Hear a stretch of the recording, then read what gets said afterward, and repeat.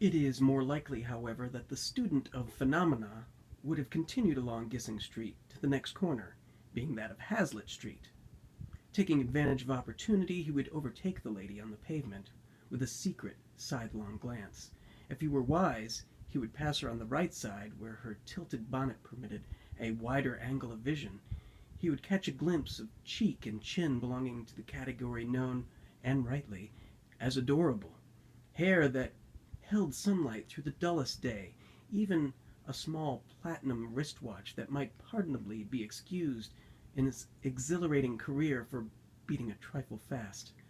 Among the grayish furs he would note a bunch of such violets as never bloom in the crude springtime, but reserve themselves for November and the plate-glass windows of Fifth Avenue. It is probable that, whatever the errand of this spectator, he would have continued along Gissing Street a few paces further.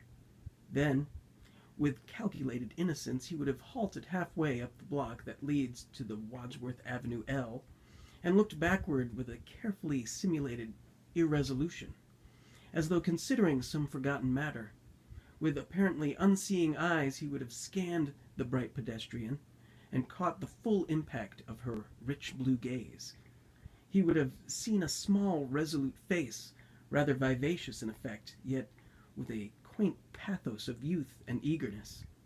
He would have noted the cheeks lit with excitement and rapid movement in the bracing air.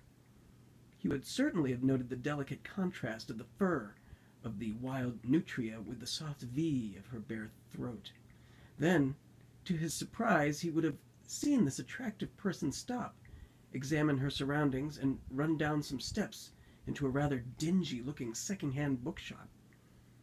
He would have gone about his affairs with a new and surprised conviction that the Almighty had the borough of Brooklyn under his especial care. Roger, who had conceived a notion of some rather peevish foundling of the Ritz-Carlton lobbies and Central Park riding academies, was agreeably amazed by the sweet simplicity of the young lady. "Is this Mr. Mifflin?" she said, as he advanced all agog from his smoky corner. "Miss Chapman," he replied, taking her bat. "Helen," he called, "Miss Titania is here." She looked about the somber alcoves of the shop. "I do think it's adorable of you to take me in," she said. "Dad has told me so much about you. He says I'm impossible. I suppose this is the literature he talks about. I want to know all about it." "And here's Bach," she cried. "Dad says he's the greatest dog in the world, named after Botticelli or somebody. I've brought him a present. It's in my bag. Nice old Bachy." Bach, who was unaccustomed to spats, was examining them after his own fashion. "Well, my dear," said Mrs. Mifflin, "we are delighted to see you.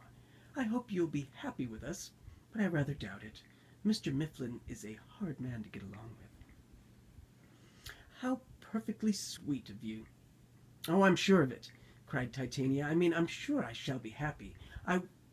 You mustn't believe a word of what Dad says about me. I'm crazy about books. I don't